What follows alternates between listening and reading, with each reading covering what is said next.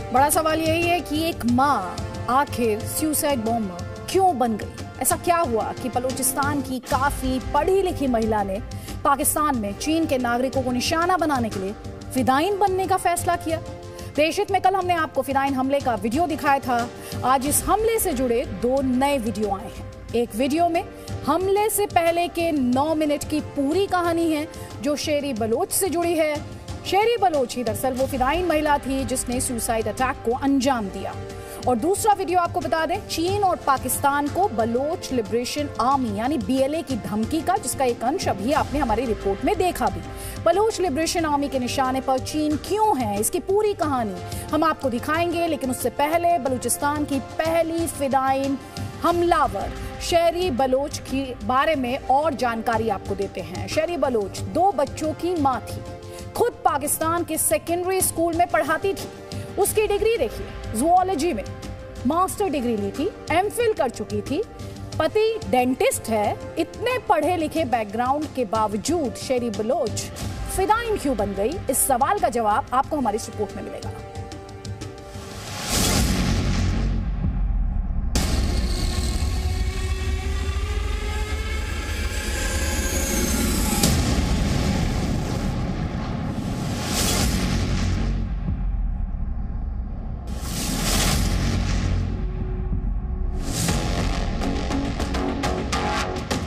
आपको जानकर हैरानी होगी कि कराची हमले की जिम्मेदारी लेने वाली बलूचिस्तान लिबरेशन आर्मी की सदस्य शैली बलोच उर्फ ब्रह्मश कोई आम महिला नहीं थी। वो काफी पढ़ी लिखी थी और उसका हंसता खेलता एक परिवार भी था।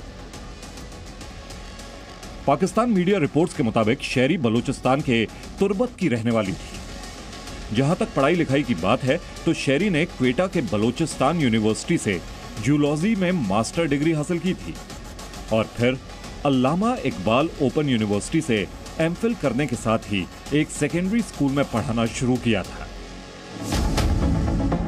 30 साल की शेरी को अपने वतन से काफी प्यार था। बलूचिस्तान के लिए वो कुछ भी कर गुजरने को तैयार थी। यही वजह थी कि परिवार की जिम्मेदारी भी उसे फिदाइन हमलावर बनने से नहीं रोक पाई।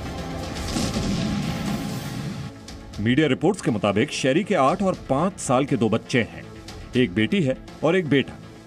शेरी के पति हबीतान बशीर एक डेंटिस्ट हैं, जबकि उसके पिता सरकारी नौकरी में थे।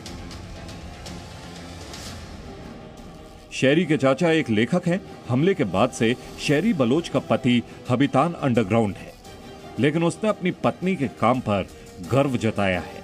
उसने ट्वीट कर कहा, शेरी जान, तुम्हारे निस्वार्थ काम ने मुझे निशब्द कर दिया। आज मैं गर्व से फूल गया हूं। महरोज और मीर हसन ये सोचकर बहुत गौरवान्वित होंगे कि उनकी मां कितनी महान महिला थी। तुम हमारी जिंदगी का एक अहम हिस्सा बनी रहोगी। अब सवाल उठता है कि आखिर शेरी के साथ साथ उसका परिवार इतना पढ़ा लिखा था तो शेरी ने आत्मघाती हमलावर बनना क्यों चुना। पाकिस्तानी मीडिया रिपोर्ट्स के मुताबिक शेरी बलूचिस्तान लिबरेशन आर्मी के मजीद ब्रिगेड में 2 साल पहले ही शामिल हुई थी और उसने खुद को खतरनाक मजीद ब्रिगेड के लिए वॉलंटियर किया था। शेरी ने BLA से खुद को आत्मघाती मिशन में शामिल करने की गुजारिश की थी। हालांकि BLA ने शेरी से अपने फैसले पर फिर से विचार करने को कहा था, लेकिन शेरी ने ब्रिगेड को बताया था कि वो आत्मघाती मिशन को अंजाम देने के अपने फैसले से पीछे हटने वाली नहीं है। शेरी के फैसलों से साफ है कि खुद को आत्मघाती मिशन के लिए झोंकने के पीछे उसके पास कोई ना कोई ठोस वजह होगी। वो भी तब जबकि शेरी के परिवार के किसी सदस्य का BLA से कोई कनेक्शन नहीं रहा। इसको लेकर पाकिस्तानी मीडिया में अलग अलग दावे किए जा रहे हैं। कुछ मीडिया रिपोर्ट्स के मुताबिक शेरी के पिता और भाई को पाकिस्तान की आर्मी ने मार दिया था और उसकी जमीन को चीन के प्रोजेक्ट्स के लिए दे दिया गया था। शायद यही वजह थी कि शेरी के मन में चीन के खिलाफ गुस्सा था। वहीं कुछ रिपोर्ट्स में दावा किया गया है कि शेरी छात्र जीवन में बलूचिस्तान स्टूडेंट्स ऑर्गेनाइजेशन आजाद की सदस्य रही थी। 2018 में एक सैन्य अभियान के दौरान उसके चचेरे भाई की हत्या कर दी गई थी। बलूचिस्तान जबरदस्त रिसोर्स रिच है, लेकिन उसकी एक्सप्लॉयटेशन का फायदा केवल और केवल चीन को और पाकिस्तान के पंजाब प्रोविंस को हो रहा है। वहाँ के लोगों को बेरोजगारी का सामना करना पड़ रहा है, पानी की दिक्कत है, पाकिस्तान ने गोदार जो है 40 साल के ऊपर लीज दे दी है चाइना को, और वहाँ 5 लाख लोगों की सिटी बना रहे हैं जिनमें बलूचिस को एंटर नहीं करने दिया जाएगा। ऐसे में बहुत ज़बरदस्त नफरत फैल गई है चाइना के खिलाफ। शेरी बलोच के सुसाइड मिशन ने पाकिस्तान को सोचने को मजबूर कर दिया है। आखिर एक पढ़ी लिखी महिला जिसका परिवार भी एलीट है, उसने जीवन के सारे सुख छोड़कर आत्मघाती बॉम्बर बनने का फैसला किया। यह दिखाता है कि शेरी ने बलोच विद्रोह के इतिहास में नया अध्याय जोड़ दिया है, जैसा कि खुद बीएलए दावा कर रहा है। कृष्ण मोहन मिश्रा के साथ ब्यूरो रिपोर्ट, जी मीडिया। तो आपने हमारी रिपोर्ट में देखा महिला फिदाइन शेरी बलोच बलूचिस्तान लिबरेशन आर्मी यानी बीएलए की मजीद ब्रिगेड का हिस्सा थी। आपको मजीद ब्रिगेड के बारे में और डिटेल्स हम देते हैं, उसके बाद एक रिपोर्ट आपको दिखाएंगे जिसमें आपको यह पता चलेगा कि बलोच के निशाने पर दरअसल चाइना है क्यों। लेकिन अगर मजीद ब्रिगेड की बात करें तो बलूचिस्तान लिबरेशन आर्मी यानी बीएलए की ये स्पेशल विंग बताई जाती है। साल 2011 में इसकी स्थापना की गई थी मजीद ब्रिगेड की। इसे बीएलए की सबसे खतरनाक विंग भी कहा जाता है। दरअसल इस विंग के लड़ाकों को आत्मघाती हमले की ट्रेनिंग दी जाती है, यानी सुसाइड बॉम्बर बनाया जाता है, उन्हें ट्रेन किया जाता है। और सुसाइड बॉम्बर वाली विंग का नाम मजीद ब्रिगेड क्यों पड़ा, ये डिटेल्स अब आपको देते हैं। बलूचिस्तान के मंगोचर इलाके में 2 सगे भाई पाकिस्तान के खिलाफ लड़ते हुए मारे गए थे। एक का नाम मजीद लांगो और दूसरे का नाम मजीद था। दोनों भाइयों की बहादुरी से प्रभावित होकर बलूचिस्तान लिबरेशन आर्मी के चीफ उस्ताद असलम बेग ने इस ब्रिगेड का नाम मजीद ब्रिगेड रख दिया। और अब आपको दिखाते हैं चीन और पाकिस्तान के खिलाफ बलोच का बदलापुर। साथ ही फिदाइन हमले से पहले के 9 मिनट देखना आपके लिए बहुत जरूरी है।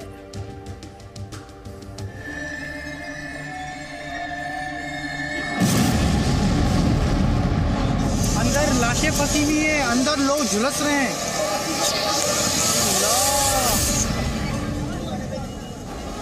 पाकिस्तान में एक गलियारा कैसे चीन का काल बन गया, ये आपको दिखाएंगे, लेकिन पहले इस वीडियो को देखिए।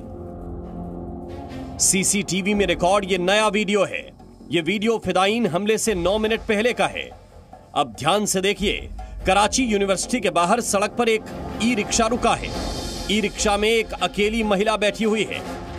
यही है बलोच लिबरेशन आर्मी की पहली महिला फिदाइन शेरी बलोच। गेट के पास एक सफेद रंग की कार लगी है और वहां करीब 4 कदम दूर आप देख सकते हैं एक महिला भी खड़ी है जो ई रिक्शा की तरफ देख रही है। खैर, ई रिक्शा पर बैठी शेरी बलोच ने पर्स से पैसे निकालकर ड्राइवर को दिए और उतर गई। इस बीच पहले एक बाइक और उसके तुरंत बाद लाल और पीले रंग की एक बस गुजरी। लेकिन आप बस पर नहीं, शेरी बलोच पर नजर रखिए। ई रिक्शा से उतरने के बाद शेरी बलोच उस सफेद रंग की कार की तरफ जाने लगती है और इधर सड़क पर गाड़ियों का आना जाना लगा है। अब देखिए, आत्मघाती महिला कार से आगे कुछ दूरी पर रुक जाती है। इस बीच वो महिला जो कुछ देर पहले तक गेट के बाहर खड़ी थी, वो शेरी बलोच की तरफ जाती दिखती है। एक मकान के पास दोनों महिलाएं रुक जाती हैं और आपस में बात करती हैं। वीडियो में ये साफ पता तो नहीं चलता कि दोनों महिलाओं के बीच कुछ लेन देन भी हुआ। क्या दूसरी महिला ने शेरी बलोच को कुछ दिया भी या नहीं, ये साफ नहीं हो रहा। लेकिन इतना जरूर दिख रहा है कि उस महिला से बात करने के बाद शेरी बलोच सफेद रंग का पर्स कंधे पर टांगकर सड़क पार कर रही है। पीछे से दूसरी महिला भी आ रही है, लेकिन दोनों के बीच थोड़ी दूरी है। इस दौरान शेरी की पीठ पर बैग और हाथ में रिमोट भी देखा जा सकता है। बलोच आंदोलनकारियों के हमले में आत्मघाती हमलावरों का इस्तेमाल बहुत कम किया जाता है और महिला आत्मघाती हमलावरों की तादाद तो न के बराबर है।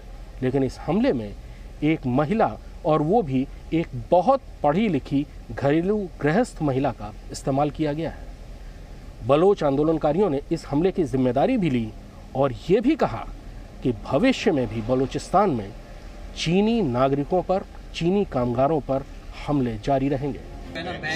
इसके बाद जैसे ही चीन के शिक्षक और कर्मचारियों से भरी वैन इस फिदायीन हमलावर के करीब पहुंची, उसने पीठ वैन की तरफ की और रिमोट दबा दिया। अंदर लाशें फंसी हुई है, अंदर लोग झुलस रहे हैं। चिथड़े उड़ गए।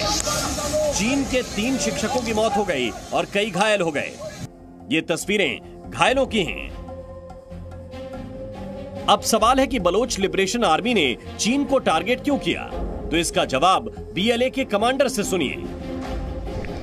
China, you came here without our consent, supported our enemies, helped Pakistani military in wiping our villages, but now it's our turn.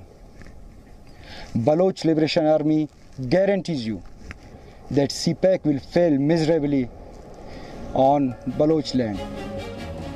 इस वीडियो में 8 लड़ाके हथियार लैस दिख रहे हैं। ये बलोच लिबरेशन आर्मी कराची में यूनिवर्सिटी के बाहर फिदायीन हमले के बाद BLA ने चीन को धमकी दी है। पाकिस्तान से इनकी लड़ाई आजादी के लिए है, लेकिन चीन से इनकी जंग CPEC की वजह से है। CPEC यानी चीन पाकिस्तान आर्थिक गलियारा। 46 अरब डॉलर के इस गलियारे को चीन के काशगर से बलूचिस्तान के ग्वादर तक जाना है। चीन पाकिस्तान इकोनॉमिक कॉरिडोर की शुरुआत चीन के राष्ट्रपति शी जिनपिंग ने ही अप्रैल 2015 में की थी। ये गलियारा सड़कों, रेल और पाइपलाइनों से मिला 2400 किलोमीटर का एक नेटवर्क होगा। लेकिन बलूचिस्तान के लोगों को लगता है कि CPEC के जरिए वो उनकी जमीन पर जबरन कब्जा कर रहे हैं और वहां की प्राकृतिक संपदाओं को लूट रहे हैं। पाकिस्तान अपने यहाँ चीन के प्रोजेक्ट्स की सुरक्षा के लिए लगभग 30,000 सैनिक तैनात करता है, जिसका खर्च चीन उठाता है।